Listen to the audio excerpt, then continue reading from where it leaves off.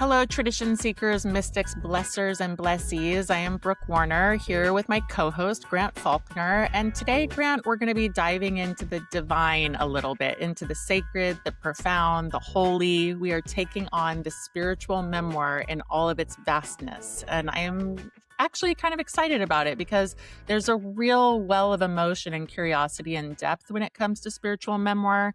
And it's actually a subgenre of memoir, I think, that can be often, I guess, pigeonholed or dismissed because of its proximity to religion, when, of course, the spiritual and the religious are very different beasts. So, Grant, first things first, do you consider yourself to be spiritual or a spiritual person for that matter? Yeah, it's quite a question. But I will say that when you said the word spiritual memoir, my eyes lit up.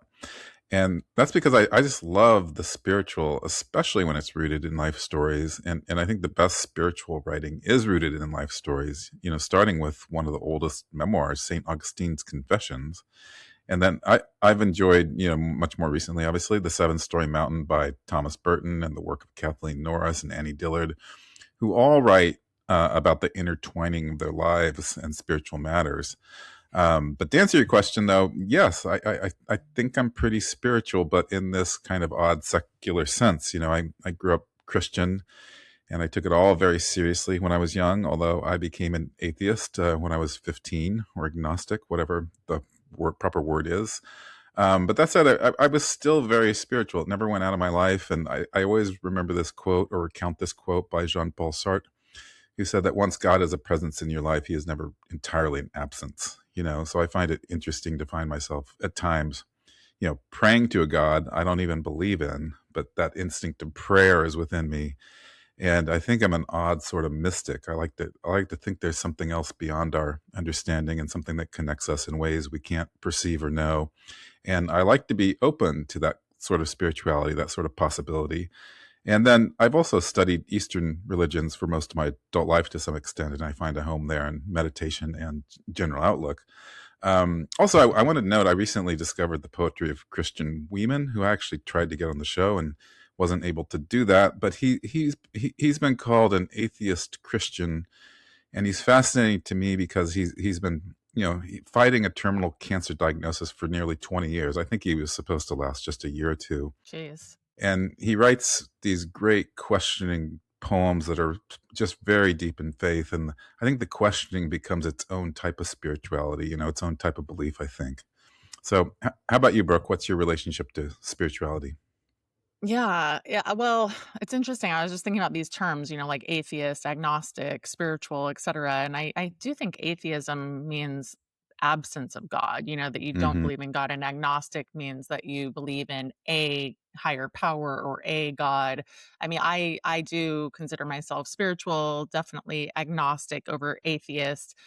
Even though I guess that is more of a religious designation, I realize, because when I think about agnosticism, it makes me think of some kind of religion, and as opposed to what you're just saying, like mysticism or this belief that there is something more. And I certainly believe that, because I do believe that spirituality is like energy. I have this sense, like this pulsing sense of aliveness that runs through us and through everything. I definitely believe we're all connected.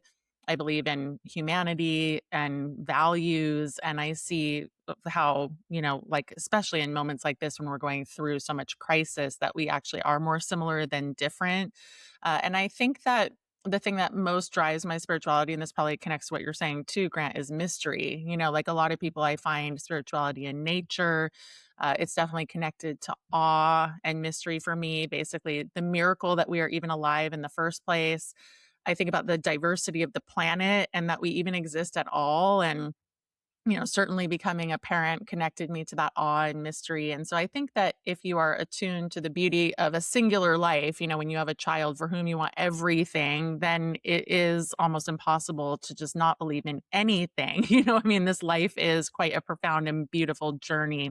And I mean, I could go on and on about love, about the depth of certain relationships, even about death, right? Because there's some kind of beauty and closure in certain deaths, not all deaths. But yeah, I'm spiritual because I just don't think that any of this stuff is random. And I think that, how we show up in the world does have some kind of divine order, even though I don't totally understand it.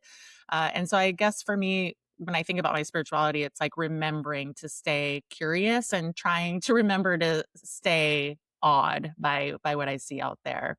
Yeah, it's good to do that. I sometimes don't think I do enough of that.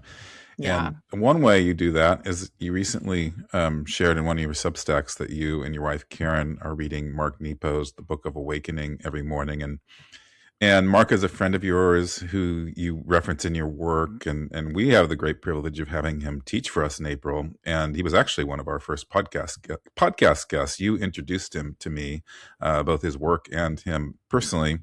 And I was so taken and moved by him. He's been called one of the greatest spiritual teachers of our time, and you do a lot of work with him. So I'm curious, in what ways has your work with him influenced your connection to the spiritual?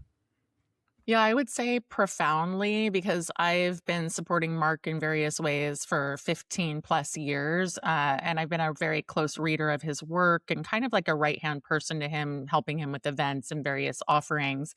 And so, what that's meant for me is that I have actually sat in on hours and hours of his teaching. I have read everything that he has published in the last 15 years, like quite literally, because I've been one of his first readers on his books, and he's very prolific. I had not read Book of Awakening all the way through. And that was why when Karen was like, "Do you want to do this year?" I was like, "Yes, that would be great," because it's just one entry a day and it's awesome.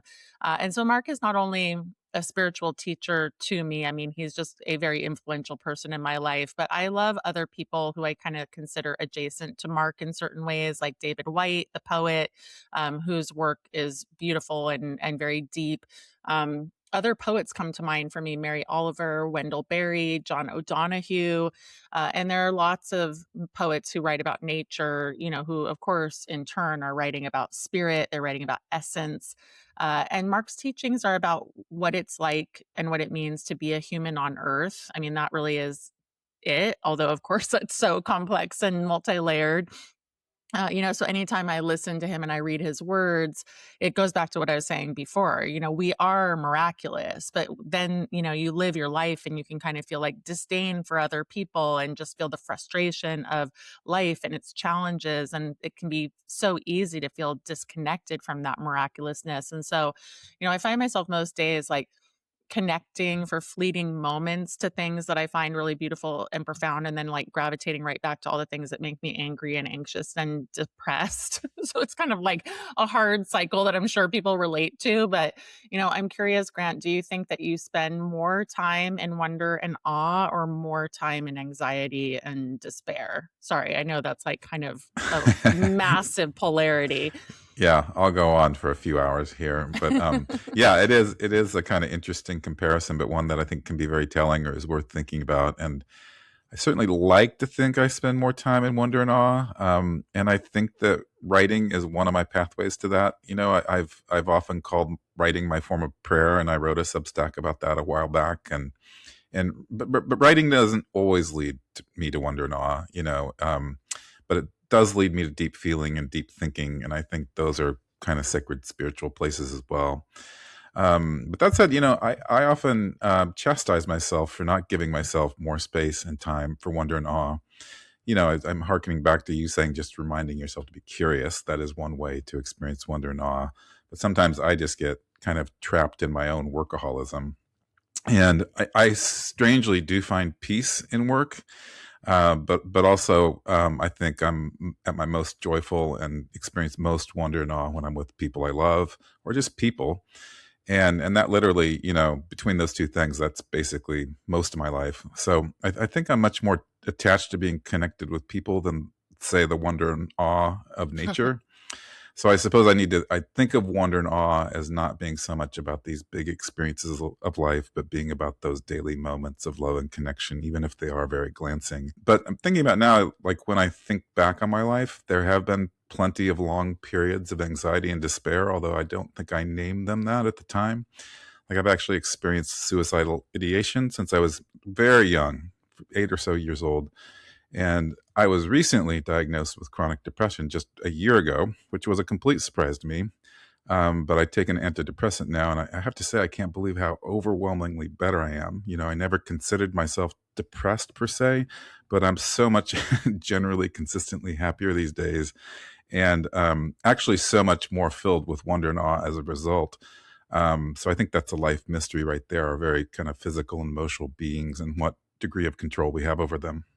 Yeah, I'm so happy to hear that truly. And it's great. I mean, I know so many people who have taken medication in various capacities and it's like a game changer, right? And you just Hmm. don't think you need it. And then you realize like, oh my gosh, what have I been doing? And so it's profound. And for me, a person who's not taking antidepressants, some days I'm like, I wish I was.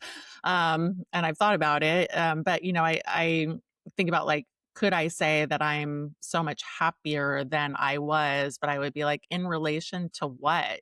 Because I was a really happy kid, like very go lucky, but the adult world, the modern world certainly takes its toll. And I remember being in my 20s and thinking to myself, I'm a 7, like a 7 on the happiness scale, some random thought that I had, but I've come back to that occasionally. And, somehow when I was in my 20s, that seemed low. And today that would seem high. I mean, scales are kind of silly anyway, but like if I did have to put myself on a scale, I'd probably say that I toggle between a 2 and an 8 on any given day. That said, I do think I'm happier relatively than I was, say, 8 years ago in the aftermath of my divorce from my ex-wife. And she had been very depressed and going through a mental health crisis.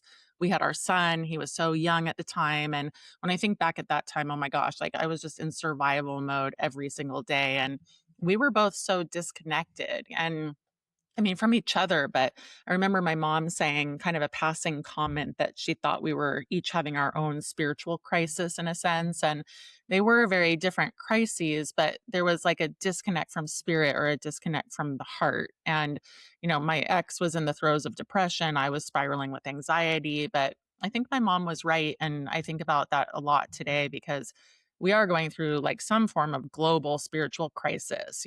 So many of us are disconnected from what matters. And it is important to say here, Grant, that, and this is, I hope, on a more hopeful note, that I do see the ways that, personal writing, which is obviously what we're here to talk about and talking about the spiritual memoir, that does bring us back to what matters. And so maybe the antidote to the spiritual crisis, short of finding religion, is just connecting to self, getting centered, finding purpose. And I think, we in our community certainly find that in our writing. Definitely. And I, just as you were saying that, I was thinking about back to myself as a teen, and first encountered the Greek oracle's commandment, know thyself, just two simple words. Sounds so easy, but knowing yourself is really this lifetime pursuit. And even though you might know yourself in some moments, it's easy to lose that self in others. And when I'm at my extreme with working so much and feeling swamped, I do become disconnected from the people who I need to be most connected to. And it is my writing that brings me back and centers me. And especially the writing I do, actually less of these days, but I'm planning to do more of it, is journal writing. Because I think that was kind of my initial prayer, my initial, kind of escape or centering. And that also made me into a writer when I was very young.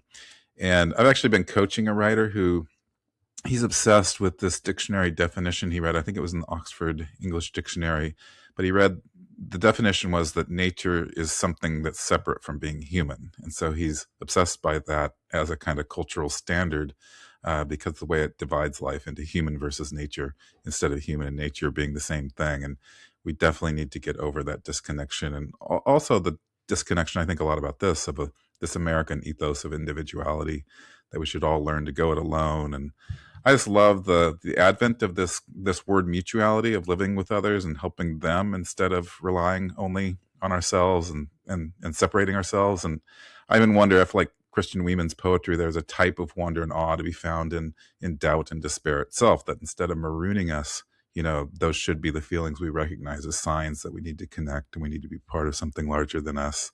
But Brooke, before we close, I want to take a second to talk about the spiritual memoir as a subgenre, because you opened the show today by saying that it can be pigeonholed or dismissed. And I know that book publishing has a kind of bright line in the sand when it comes to religion versus secular. And so what that means is that you have religious publishers and you have secular publishers. And most of the authors we've ever had on this show have been published by secular, mostly progressive presses. Our guest today is Alicia Jo Rabins, whose book is When We're Born, We Forget Everything, and she's published on Schocken Books. So can you say a little more about the potential trajectory of the spiritual memoir when it comes to publishing and what you know about Schocken Books?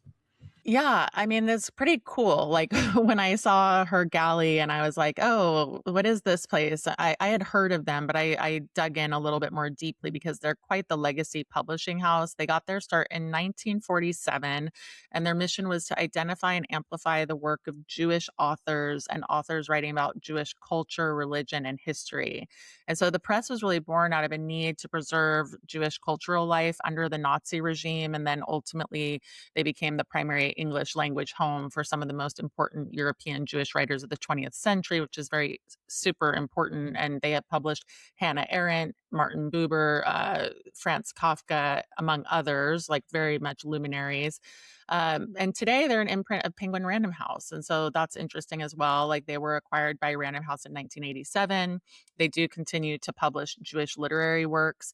And in her acknowledgments, Alicia calls out her distinct honor to be published by Schocken. And I think that's why I wanted to just say a little bit more about it than I usually would, because I think presses with histories and legacies like these are so important and really special that it's continued all these years. And when you think about it, it's not that far off from being 100. And it's heartening to see that Schocken continues to thrive under Penguin Random House, you know, when so often consolidation results in the dilution, if not the death, of smaller presses like these. Yeah, definitely.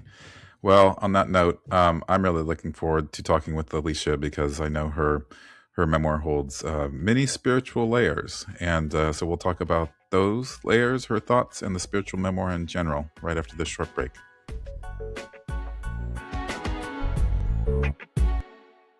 Welcome back, everyone. Our guest today is Alicia Jo Rabins, a writer, musician, performer, and feminist Torah teacher. Her spiritual memoir, When We're Born, We Forget Everything, was published by Schocken Books just recently, last month, by the time we air this. She is the author of 4 additional books, including the poetry collections Divinity School, winner of the APR Honickman First Book Prize. Congratulations. Fruit Geode, a finalist for the National Poetry Series. As a songwriter, violinist, and composer, Alicia tours internationally with Girls in Trouble, her indie folk song cycle about women in Torah, which is so cool. Welcome, Alicia. Thank you. I'm so happy to be here. We're really excited to talk to you about your book. And as your bio says, it's a spiritual memoir. It's really about your journey deeper into your faith. And you were raised in a secular Jewish household. You had a fairly typical American suburban upbringing, but you were always sensitive and always very attuned to the mystery.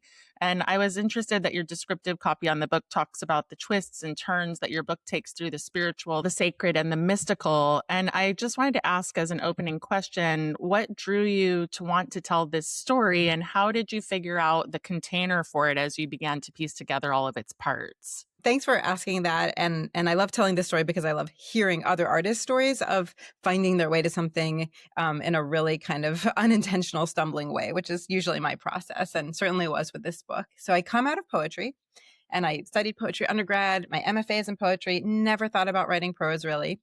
Although I did enjoy writing weird essays towards the end of college when things were getting a little more open. I realized like writing these sort of like what I would now call hybrid kind of creative nonfiction essays was really fun, but I never thought of that as like anything kind of professional for myself. And I was reading poetry about 15 years ago at a writing conference, and an agent kind of walked by and said offhandedly to me, you should consider writing nonfiction because you have a voice and I think it would sell. And poets don't talk about selling. Poets don't have agents. Usually, you know, even the most famous poets in our country usually teach to support themselves. So the idea of like linking words and money was never in my mind. But I was an independent DIY musician at the same time and really hustling to put together a living from all these different, you know, things and self-employed freelance. And so I thought, wow, that could be an amazing thing to do. So it really came out of a pragmatic place of thinking, wow, what an idea to sell for my writing. And so I thought for a while about what I could write about with nonfiction. And because I do a lot of Jewish education and kind of feminist spiritual education, and I focus on stories of women in the Torah, I thought, oh, I could write a book about that because I'm very passionate about it, and I have a master's degree in that as well.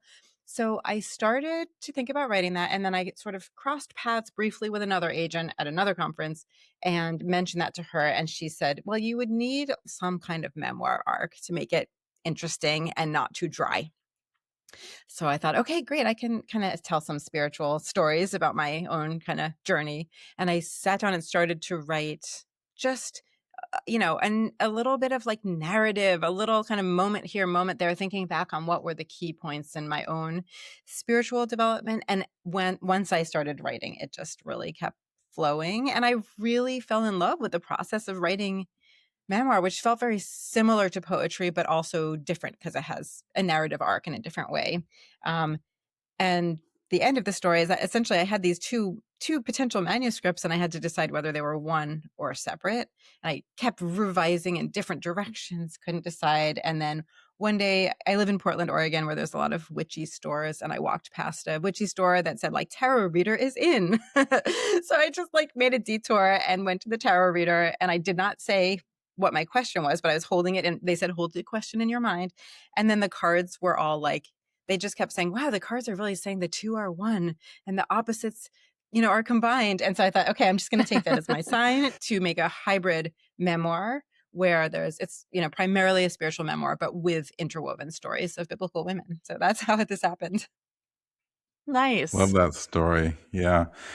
Well, you have this beautiful blurb from Reza Aslan that reads, Alicia Jo Rabins writes as if she's in conversation with the divine itself. And this isn't merely a book to be read, it's a scripture for the searching heart, a reminder that the border between the human and the holy is and always has been porous. And this named what I saw throughout your book, a noticing of the mystery, a searching, and ultimately a calling. Were you aware in the writing of the book of being in conversation with literally the divine? I mean, that's like such an incredibly beautiful blurb from Reza. I'm so grateful for that. I do think I live my life that way. I mean, I'm actually on a path to become ordained independently as a rabbi under three longtime mentors. And I do, a lot of spiritual teaching, a lot of officiating rituals. And so that is something that I don't pretend to know what the divine is. I don't have like sort of guy in the sky type like old school faith, but I do have a sense of some kind of sacredness that on my best days, I'm able to kind of interact with or just drop down into awe or conversation or supplication or all kinds of different modalities with. And I think that's what really drew me to spiritual practice is I think I'm just kind of set up that way. And I needed a language for that and didn't really grow up with one. So although I might not have named that, and I was like so incredibly moved when I read that blurb and still am, I don't feel like, whoa, how did that happen? Because it also does really reflect not only how I write, but how I essentially live. Hmm. Yeah, that makes a lot of sense, and that it would just kinda naturally show up, as a result, and, the memoir is unique in a lot of ways, but one of the ways it's unique is that you tell the stories of the lives of biblical women, and I loved that integration, and I wondered, how that decision got made, like, at what point did you think to yourself, "I'm gonna integrate these stories," and I'm guessing, like, once it happened, you were just like, "Oh, I have to pepper them throughout." Yeah, I mean, it really goes back to the tarot reader because I Okay. really did have I had already created a curriculum around like studying women in Torah from a feminist progressive approach. That's actually linked to my songs. These Mm. songs called "Girls in Trouble," which are all about different biblical women and from this kind of feminist, emotionally engaged perspective. So I had previously created, a curriculum for teens and adults where I had done a lot of writing around the stories. So, I kind of had the bones of a nonfiction book that would have been just that without any personal stories. And then I had a very rough series of these personal narratives that I had generated in response to that agent suggesting that I needed to have a personal memoir kind of arc sprinkled throughout if I was going to do a biblical women's story book, nonfiction book. And when it came, when I did finally just take that tarot reader's unintentional advice and put them together, it was a really fun, formal problem. I kind of love the stage of writing where you're like, okay, I've written the material, but now how do I arrange the material in the best order? It's just so fun to it's like kind of a theatrical, almost like a producer mind of like, how do I want the reader to encounter this? Because it's such a creative decision of just putting something at the beginning, the middle, the end, what order. And I think as a poet, I'm really used to thinking about order in this modular way because we have, maybe 65, 70 poems in a book and they can really go in any order often. And so a big part of creating a manuscript is ordering. So I kind of approached it the same way, I think, from my poetry background of like, okay, where can I kind of drop in these biblical women's stories where they'll be at an angle with a certain torque to my own story. So I'm not saying like, this is me going through exactly what this character is, but I do think an essential part of myth is that all myths reflect our stories back to us writ large on a very dramatic level often, but it is essentially in my understanding, like human problems, human situations that myth reflects back to us. So that's how I kind of tried to see these characters as like, how could they intersect with my own story? Alicia, you write that your time in Jerusalem fell between two periods of active fighting, and you write of your burgeoning awareness of privilege and of what it was like to be in Jerusalem during these years when you were really just beginning to understand yourself. So, can you expand on that and tell us more about that burgeoning awareness? Yeah, I mean, I think for so many of us with these intersecting identities, there are so many ways of understanding ourselves and our place in the world. So, you know, when I began to feel called to learn about my own background as a Jewish person and this heritage that had been passed down to me for thousands of years, kind of improbably, and no one in my family had been observant for three generations. So I really was like this beginner, and I hadn't been taught to have any relationship with Jerusalem or Israel or anything like that. It was just, I just had this kind of secular American life plus a bat mitzvah kind of thing, minus Christmas. And so in college, when I got really interested in connecting to my faith and heritage and also just spiritually journeying as well, um, I was naturally kind of led to, there's one place in the world which had an institution, organization that really allowed people to be who they were and immerse themselves deeply in Jewish study and really learn from scratch. So, I barely knew the alphabet, but to also respect them as like educated adults. And that was this one progressive yeshiva in Jerusalem. And so sort of all signs pointed to this place. And so not really thinking about like geopolitics or anything like that. I felt like this is the place to learn what I need to know, the same way I would have gone to, probably India if I was going on a deep yoga journey. And I went there and I ended up staying for 2 years in Jerusalem. And it was a very kind of expat institution, so primarily in English. And so I was not like immersed in Israeli culture in any way, really. And, while there, I've always been a political person, but I just not really on a global level because I grew up in Maryland. And what did I know about the Middle East? And while there, I started to have my awareness expanded by some of the more political people who are also students at my yeshiva about, a lot of the injustice that was occurring and, oppression of Palestinians. And it was definitely like a slow political awakening along with my spiritual awakening. And like many people, I see the two as inextricably linked, ideally, that like a spirituality that doesn't intersect with caring for others and looking out at places where injustice is occurring and trying to be a small force for justice, each of us. I think to me that is like an inextricable part of being a spiritual person in the world. So that was definitely part of my experience and continues to be. Thanks for that. I was curious to ask you this question, and it might be naive a little bit, just because I know, like, I do, of course, understand the intersection between cultural and religious in Jewish people and the Jewish faith. But you're called to study the rabbinical texts, and like you said, you spent 2 years in Jerusalem, and throughout the memoir, I was really curious that it is so much spiritual memoir with references to mysticism, the sacred, countless other ways of referring to what is holy, but never the word religious. And like so much so that I had the PDF and I searched the word and I was like, oh, it's not in here. And so I'm guessing that's by design. But could you say more? I'm so happy to hear that. It's not intentionally by design, but again, it kind of does reflect my philosophy. So I'm just delighted that that happened. In Jewish American culture, there is a sort of shorthand where people say, religious for like, is this person religious? And what they mean is observant.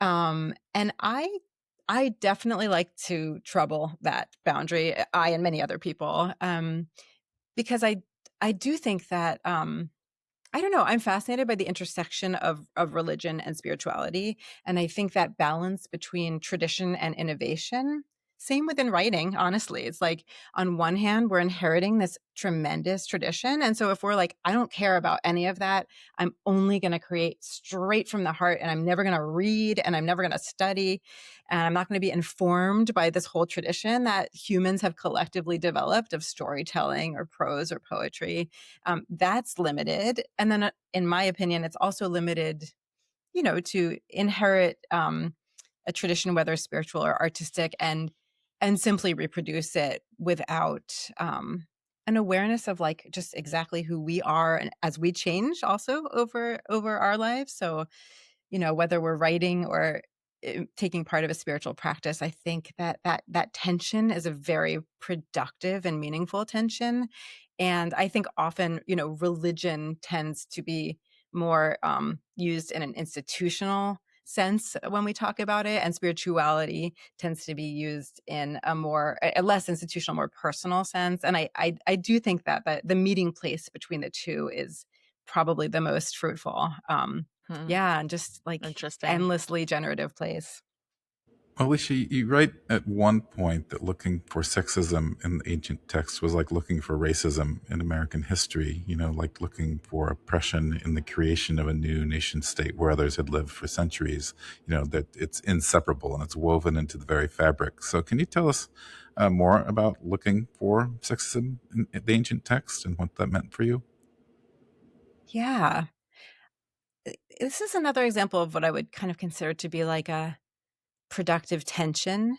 On one hand, I was raised to be a feminist, thankfully, and I've never wavered in that, and I never had to. And I think some people have a spiritual experience where they kind of join a more um, socially conservative group in as they are journeying spiritually, and that becomes a tension. I was lucky to be able to take my whole journey through progressive spaces, which, even if they didn't always reflect exactly my politics, generally had space for who I am and what I believe.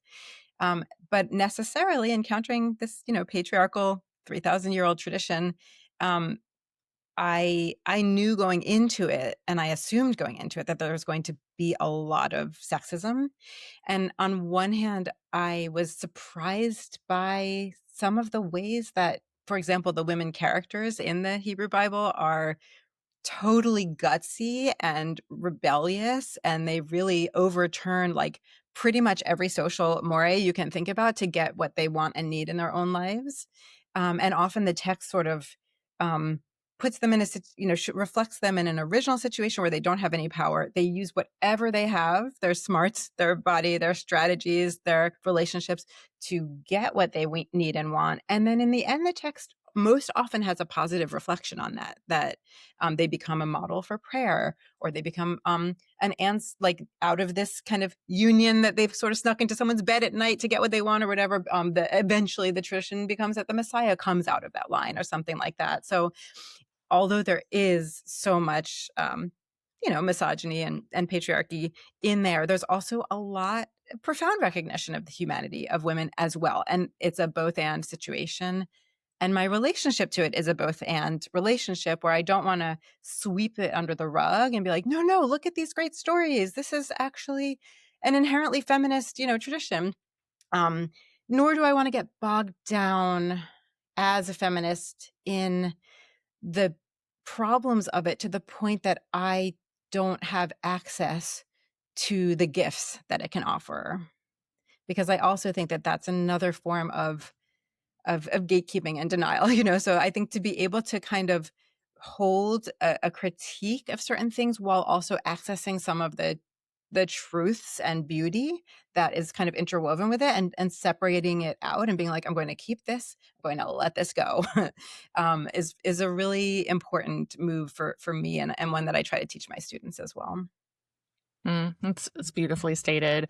I want to turn to music because music plays a central role in your book. You're a violinist and a fiddler, and so you're part of a band. You perform, you busk, or you used to. And at one point, you write this really beautiful line: "My violin and my Jewishness were at last one, inseparable." When you're writing about a particular performance toward the end of the book, and I loved that so much, and I wondered if you could say about that connection and how it connects to the whole spirituality piece of the memoir. Yeah, I think that's almost part of a bigger question or interest in my life, which is my creative practice as it relates to my spiritual practice. So I could have, I, I did have an early draft where my writing life was all another arc, and it just was too much. So I ended up pulling that whole arc. So that's not in there. But I think that there's so many similarities between a creative practice where you just are kind of always walking into the dark in my experience. And maybe it's because I'm not really an outliner or a planner, but I'm one of those people who, like that Joan Didion quote, who I have to write to know what I think. And so my experience of creating is kind of just making, and it's like a little light opens and then I kind of follow it and follow it. And maybe years in, I've mapped a book. But I never quite know what's going to come out before I start. And I think there's a lot of parallels to the spiritual path, and developing that muscle actually of um, withstanding or tolerating uncertainty, and being in the process and not being an expert. I think like no matter how long we've been creative, the next thing that we're working on, we are a beginner in relationship with this deep mystery of the project. And I have that experience as well spiritually over and over and over. Like there's no mastery, I don't think, even though the skills are real and important.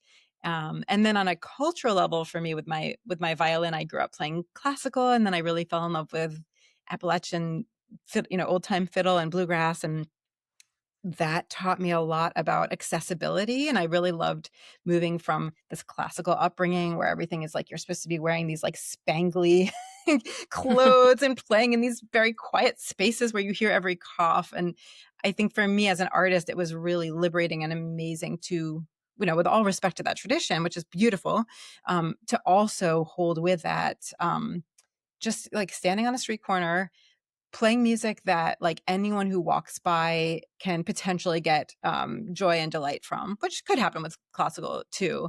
But I've been in situations where I've been like in a country where I don't speak the language and a bus has broken down and I am on that bus and I have my violin and we've all just kind of sat on the side of the road for 2 hours waiting for the next bus. And I have just like been able to play and make little kids dance and things like that. And so I think, both as a person and as an artist, it was really healthy for me to get this kind of intro to accessibility through fiddle music, and a commitment to that, to holding the complexity with accessibility.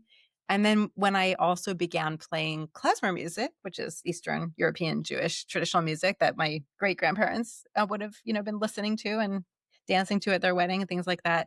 That was this moment of like my actual kind of cultural heritage and my artistic practice coming together in this very literal way. And I had the honor of playing with this amazing klezmer punk band Golem in New York for 8 years and touring all over. And it was this beautiful sense of alignment of just like, wow, I am somehow stepping in, we were at rock clubs, we were playing at like 11 at night, like, so I could kind of feel like, yeah, I'm me, the me that I recognize as a musician, and playing this music that's been part of my family's traditions for hundreds of years, and it was a really beautiful experience.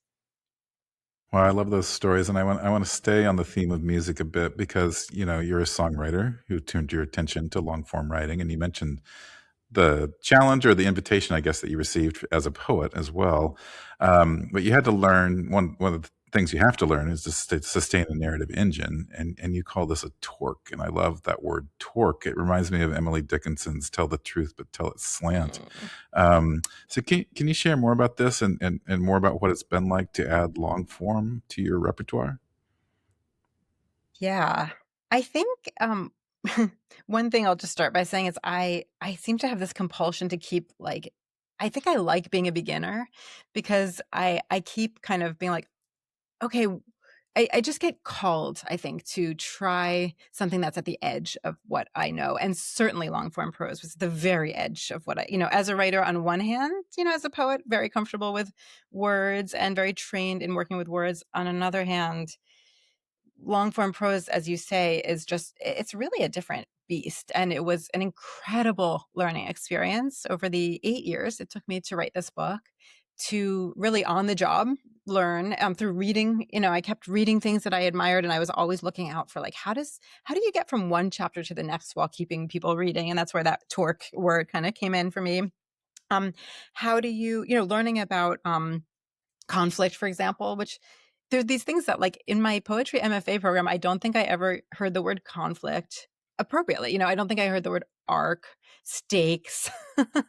These are all longer form issues, and longer form, craft questions. And it was so exciting to get to really plant seeds in chapter 2 that could be realized in chapter 8, and start to play with the possibilities. And just those early drafts, I just remember I did a lot of swapping with friends. I had a great writing group. I did a lot of, like, manuscript swaps along the way. And I remember those first few years were just 100% people being like, "You need to show this in a scene instead of telling us." And then I started showing in scenes so much that people would start to say, "You can also just tell us sometimes." Like, sometimes you just need to say, and then everything changed. Or, like, finally I moved to whatever, and you don't have to be like, "I packed my bags," carrying them laboriously to the car. You can just say, "I moved." And so those two things were actually really interesting to kind of sequentially learn, of, like, first how to write in scene, and then how to also have the freedom to sometimes just be like, 2 years passed. Nice. Yeah. That's so it's really interesting, and I'm really glad that we're ending on a question of craft, just because students and ask that so much, and lots of our listeners, of course, are aspiring memoirists, and so more and more people are also coming from poetry, and so this blending of the genres is very cool, and you've done it beautifully. So we thank you, Alicia. Thanks for being here, and congrats. Thank you. It's such a joy to talk to both of you. I appreciate it. Yeah, very inspired, Alicia. Thank you so much. We have come back here tonight at 3 a.m. because we are dedicated to giving you this book trend in a timely fashion. And it's actually a very 3 a.m.-ish book trend because it has to do with the recent uproar over Lindy West's Adult Braces. That's the title of her memoir, Adult Braces. And my gosh, I'm thinking that the memoir actually doesn't even exist. It's just the public uproar that exists right now. Very interesting, very fascinating. But I have to say, I haven't read the memoir yet, and I don't want to get caught up in the swirl of all the commentary of it. And so, Brooke, I want to ask you both about Adult Braces and the public uproar, because you've read the memoir. You put out and all things memoir. Is that what we're calling it? My Yes, gosh, I've yes. All forgotten. things memoir. That's our show. That's our All side things show. memoir. Yeah, it's on YouTube. Brooke has written about this, talked about it. So go check that out for more in depth. But right now, I wonder if you could tell us, what is Adult Braces actually about, and what does the internet think about it? Yeah, I mean, I think the reason that let me couch this in saying that the reason that we wanted to cover it as a book trend specifically is because this as you said, uproar is a good word about women's memoirs. When women's memoirs deal with sort of like sexually deviant and or like people being overly confessional, maybe sharing too much, just all of these spaces that women enter into. And I think that they get a lot more pushback just for being women and maybe also for being famous, because a lot of people are comparing sort of like what is going on with Lindy West to the uproar that was going on with Liz Gilbert back when her book came out a few months earlier. So the deal with adult braces is it's just a travelogue. I mean, Lindy West is a famous feminist. The book is about driving from Seattle to Florida and back in a month and taking some time for herself. And along the way, she's sort of contemplating the fact that her husband, wants to be polyamorous. And yet the amount that she delves into his desire to be polyamorous and like her feelings about it is fairly insignificant compared to the entire book. But at the end of the book, she comes home and then she decides that she's going to like indulge his what proclivities, his desires, whatever, and they have a threesome with his girlfriend. And this is where everybody absolutely loses their shit along the way. There's a lot of speculation that he's abusive, that she really doesn't want what he wants. And so a lot of reading into what Lindy West wants and doesn't want, a lot of people saying they don't believe her. And so it's just very fraught, but a lot of that is simply because of who Lindy West is as one of the most prominent feminists of the 2010s. Yeah, it's also just so tough to judge another person's relationship or even understand it. It's hard enough to understand your own. Um, but I'm True. just curious, this public reaction, what do you think it reveals about, the parasocial relationships and the cost of radical transparency? Oh, I mean, I think that's the biggest thing. Like, to me, what Lindy West did, she and her partners, her husband and their third, did this video, like a 20-minute video on YouTube where they're basically doing kind of like a slow strip tease as they all take off their clothes and reveal the nature of their relationship. That was obviously their choice, and they did that for publicity. I mean, it feels like a publicity stunt, and so I think there's this strange world that we're living in where there's like no amount of attention is enough. And of course, like that's a very far line. And I wonder about the nature of how much we share, what we're comfortable sharing. Obviously, most people would not be comfortable doing what they did. But there's a lot of people who are out there just trying to get as much attention and as much interest in them as possible, no matter what it is. And so I think what I want to say about that is they open themselves up to that. And it does probably make people feel like they can have more say. Yeah. That makes sense. I mean, in some ways, this story, it's in one part about a memoir, but in another way, it's also kind of an exercise in crisis communications and the communications that they, created, or the media presence they created, because Lindy West's partners, they responded to critics very directly. In one case, her husband wrote this scathing email to the reporter from Slate who profiled them, and there's a podcast around that, and the reporter actually reads the email. There's not much wiggle room for it's verbatim. It's out there. For someone like me, I'm really struggling with this because I haven't read the memoir, and it's sort of unfortunate that the uproar around it has eclipsed the story itself. I think that's what I've determined by engaging in all these podcasts and articles and stuff. And you cite a lot of them in your All Things Memoir. But how do you brought up this question? How do you think a memoirist can either not lose their story to the public or just find a way to reclaim it? At this point, it's almost like, like I said, a crisis communications expert needs to come in, or actually needed to come in way sooner, because it's probably too late. Like the story's left the station. I mean, this is just an interesting observation, which is that I said in All Things Memoir that probably her husband needed to have media training. And other people have speculated that this is all on purpose. But if that's true, that his bad reaction and just trying to get publicity around it and to sell books, I mean, if that's true, I find that very elaborate and somewhat problematic. I mean, I also think if we're comparing this to Liz Gilbert's book, All the Way to the River, a lot of people are like, Liz Gilbert knew exactly what she was doing. And in like confessing that she wanted to like murder her former partner, she knew that she was going to get a lot of that kind of negative attention and that it would sell books. And that was the excerpt that was used for The Guardian. So I mean, the cynical part of me is like, okay, well, are these people really writing straight into like the most controversial things and doing the most controversial things online just to sell books and just to have attention? So then that begs the question of like, maybe they really don't need crisis management.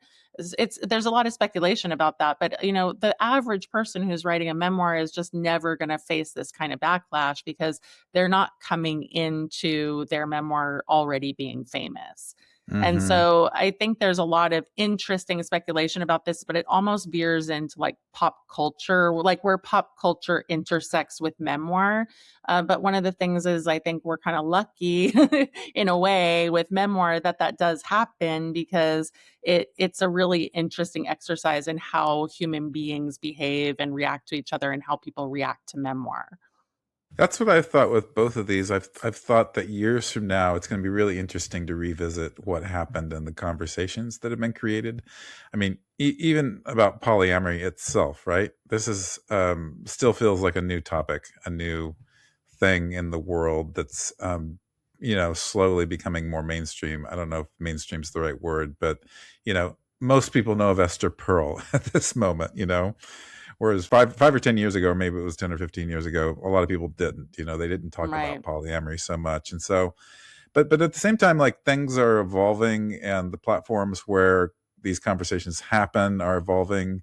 And I read some place that somebody said that this memoir could be a coda to a particular era of feminist internet writing, which Lindy Hmm. West was very much a part of. So I'm just kind of curious if the memoir itself will be more lasting or if this is kind of an internet moment. I think it's an internet moment. I really do. I mean, the memoir is very good, but like I said, at the end of the day, it's a travelogue, and it's like her sort of processing her feelings. I totally enjoyed it. It's hardly like contributing necessarily to like the literary canon. And she's just a smart writer. She's funny. It's very enjoyable. Like I laughed, she reminds me of someone in the vein of a Miranda July, except funnier. You know what I mean? They're different, obviously. I'm not trying to say they're a similar kind of writer. Miranda July is very literary and Lindy West is more like a commentary. Lindy West is kind of like Roxane Gay in a sense, like again, except funnier. But she's writing about her body and she has like funny quips and she's an interesting person and she's very smart. And so she's an enjoyable read. But I think this whole thing, I don't think that her relationship is going to last. I mean, that's just Yeah. my 2 cents. I think that there's a lot of fraught stuff going on right there. But, at the end of the day, she's a writer. She's someone who is living out loud. That's what I said. Like people who are living out loud to this degree, everything is public. There is like no line that they won't cross.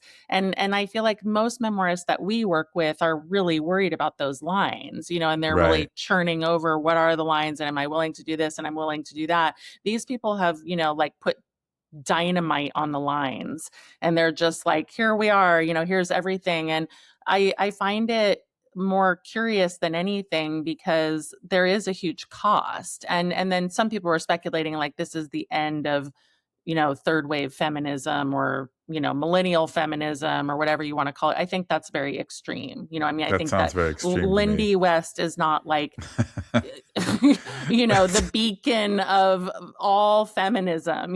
She's a Right. great writer and she has a lot to say, but there are many other feminists that I could point to, and live my life, according to some of their good ideas about feminine progress, so she can go and have her non-monogamous relationship and we'll be okay. Yeah, I think so. We're actually recording this on Gloria Steinem's 92nd birthday, so Oh, I happy don't Gloria. know what that means, but there's some longevity Gloria. here. There's some through lines, and so maybe I think you've already talked enough about this, but I was curious about parallels to Elizabeth Gilbert's recent memoir, and Hmm. because I mean, like I said at the beginning, this has been a big year for these uproars to happen. Yeah, I mean, the parallels are just like maybe they're similar people in the culture. I mean, they probably have like the similar kind of person reading them. They're both, have like white feminist following. I think that that's probably important. Elizabeth Gilbert is probably 15 years older than Lindy West, so they are of different generations. But I think what's happening is like they're both over exposing themselves. They're both being extremely honest to a point that probably makes people uncomfortable. They both are self-professed people pleasers. They both are probably like get their self-worth from other people, and so there's just, I think people are seeing like, oh, there's a similarity. And then the hatred that is coming toward them from all of these people who are just like, I despise their life choices, which really has nothing to do with them as writers. And in both cases, the books were very, very good, but the online discourse is just eviscerating them as human beings. And I think that Yeah, that's where the parallels are. yeah. Well, thank you so much for sharing all that. That was really interesting, and I think that was one of our better book trends. So we just kind of did this on the fly this time because it happened very recently. So thank you to listeners for tuning in today. Hope you take part in our memoir showers, our April showers, and you find May flowers. And I'm going to just rhyme a bunch more stuff. I don't know. No, I'm ending my rhymes. I can't think of any more. It's late at night here in Berkeley, California, but keep tuning in. We're going to keep bringing you hopefully interesting conversations, definitely interesting guests. So we will see you next week.